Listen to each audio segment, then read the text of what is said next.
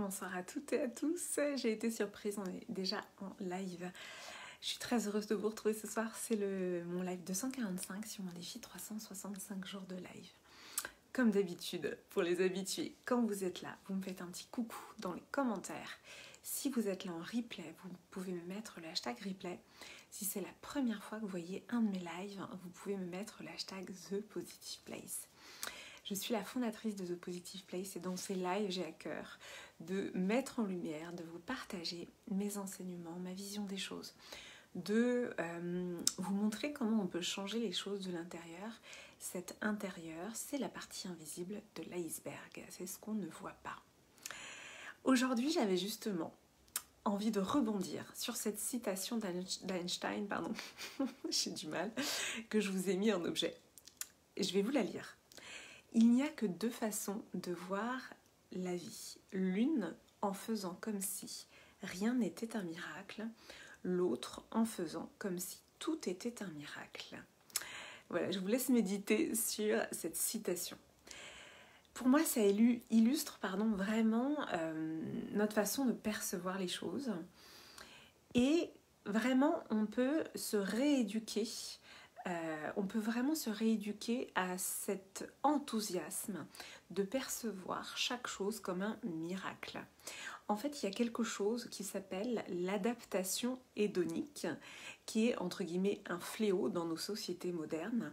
Qu'est-ce que c'est ? C'est le fait de s'adapter à ce que l'on a, de s'habituer à ce que l'on a.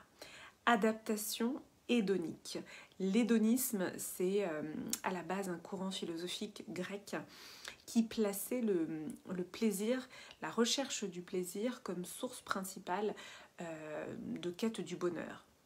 L'hédonisme, c'est vraiment le fait de rechercher le bonheur, le plaisir, etc. Et donc l'adaptation hédonique, qu'est-ce que c'est ? C'est le fait de s'habituer à ce que l'on a. Et c'est vrai que dans nos sociétés occidentales, en Europe, en France, nous sommes dans un niveau de confort que n'ont pas connu les derniers rois de France. J'aime bien, ça faisait longtemps que je n'avais pas cité cet exemple parce que nous sommes dans un niveau de confort qui est juste incroyable. On a beaucoup de choses, mais pour autant, on s'y habitue et puis on veut toujours plus. Merci Pascal. On veut toujours plus et quelque part la société aussi nous pousse à ça. Le problème de vouloir toujours plus, c'est l'insatisfaction qu'il y a derrière. Je dis pas que avoir envie d'avancer, de progresser, etc., ce soit quelque chose de négatif. C'est plutôt le résultat de se sentir insatisfait. Et donc, on est tiré vers le bas par finalement cette adaptation hédonique qui fait qu'on ne va plus s'enthousiasmer. Bonsoir Pascal. On ne va plus s'enthousiasmer des choses simples. Et aujourd'hui, voilà, je vous donne un exemple. Aujourd'hui, j'ai eu en effet une femme qui nous a rejoint dans Intimacy, devenir la femme de sa vie. Et en fait, j'étais super heureuse, super enthousiaste. Et je lui ai répondu, quand elle a validé son inscription, je lui ai répondu tout de suite, etc. Et elle a été étonnée par mon enthousiasme finalement et par ma rapidité à lui écrire, etc. Et c'est là que je me suis rendu compte que aussi je me suis moi-même rééduquée en fait. Je dis pas que j'ai toujours été comme ça. Alors on a tous plus ou moins des natures, mais je me suis vraiment rééduquée à l'enthousiasme. Parce qu'on est tous logés à la même enseigne. Voilà, c'est ça l'expression. On est tous logés à la même enseigne dans nos sociétés occidentales, c'est-à-dire qu'on va s'habituer à ce que l'on a. On va aussi avoir tendance à se déprécier, à se dévaloriser et à se comparer. Donc ça n'aide absolument pas à être enthousiaste, à être heureux de ce que l'on a, à profiter de l'instant présent. Et il y a aussi le regard sociétal, le poids du regard sociétal. Moi, il y a quelque chose de très profond que j'ai démêlé depuis peu. Merci Pascal.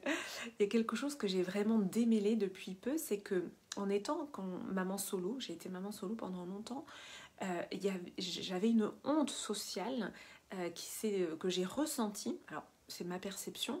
Il y a aussi...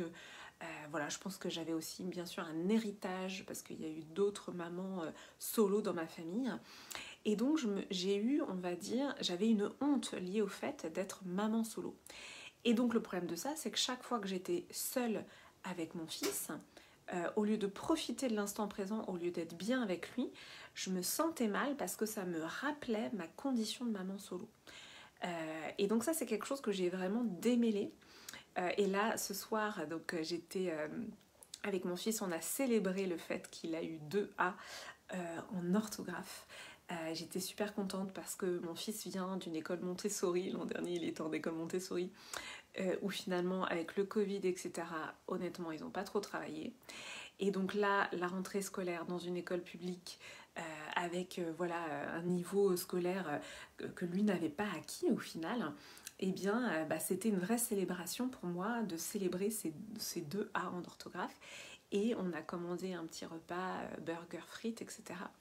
Et je me suis fait la réflexion que j'étais vraiment dans l'instant présent avec lui. Et je me suis dit, voilà, ce qui a vraiment changé, c'est que je me suis libérée en fait de cette pression sociale, de la honte sociale, pour tout simplement vivre l'instant présent avec mon fils et célébrer ça. Et voilà comment finalement on se fait happer par la pression sociale aussi, la pression sociale qui est beaucoup sur les apparences, le fait de posséder le matérialisme, etc. Vive l'école publique, dit Pascal. Et oui, je suis très contente de cette école publique en l'occurrence. Donc finalement, l'extérieur va aussi nous tirer vers le bas. Et donc c'est un exercice permanent que Alors l'idée c'est pas de se mettre non plus dans sa bulle, mais d'arriver à cette équanimité à l'intérieur, c'est-à-dire un calme intérieur, de ne pas se faire happer par cette pression sociale qui finalement va nous faire nous sentir mal. Voilà, parce que c'est ça le problème aussi. Donc tout ce travail intérieur, à quoi il sert ? Eh bien, le travail intérieur, il sert à réconcilier toutes les parts de nous-mêmes et à ne plus avoir honte de soi, à se sentir, j'aime bien le mot réconcilier, c'est vraiment ça, être réconcilié à l'intérieur de soi, avec toutes ces parts avec qui nous sommes et simplement être dans l'instant présent et ça n'a pas de prix. Voilà pour mon partage de ce soir. Dites-moi ce que vous en pensez en commentaire, dites-moi si ça vous parle, dites-moi si ça résonne. Vous pouvez me mettre le hashtag replay si vous regardez ce live en replay. Si vous pensez qu'une personne a besoin d'entendre ce live, partagez-lui, bien sûr si vous en ressentez l'élan. Donc demain soir, vous avez jusqu'à demain soir minuit pour rejoindre Intimacy la femme, devenir la femme de sa vie, je vais y arriver, avec le bonus qui est une session individuelle avec moi d'1h30. Ensuite, bien sûr, vous pourrez toujours rejoindre Intimacy, le programme, mais ce sera un autre bonus. Voilà, donc encore une fois, j'étais très heureuse de cette journée. On a une merveilleuse femme qui nous a rejoints. Et voilà, ça m'a mis dans beaucoup d'enthousiasme. Donc le mot de la fin sur ce live, ce serait de vous rééduquer à l'enthousiasme. Voilà, pour moi, l'enthousiasme, c'est vraiment une valeur centrale. Et c'est un peu comme le rire. Vous savez, moi, je suis formée en yoga du rire. Le rire, c'est un effet d'entraînement, c'est un effet boule de neige. Donc oui, on peut s'entraîner à l'enthousiasme.